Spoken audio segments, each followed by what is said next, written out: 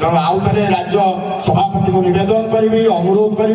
निश्चित भाव में आपको गुरुतर सहकार विचार करने तेणु ये निवेदन करे आउ थे आपण मान विश्वास देवी भरोसा देवी जे आपण मैंने जो बाटे अच्छा आपण मैंने होती मोर सर्वस्व तेणु आपण मान सहित मु अच्छी रही केवल विश्वास भरोसा दे मोर वक्तव्य साइन करुच्ची धन्यवाद नमस्कार।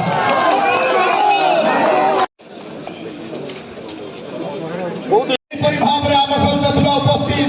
समस्त नेतृत्व मानू हार्दिक स्वागत करुच्ची एवं अभिनंदन जनाऊँगी आपण मैंने आज ये भविष्य मुहूर्त जो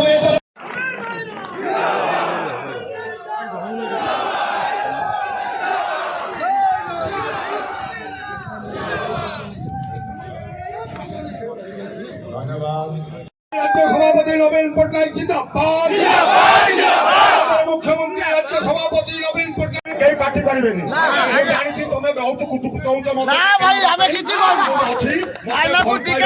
समस्ते वर्तमान मो वक्तव्य सर पर्यंत 9 पार्टी धन्यवाद देवी।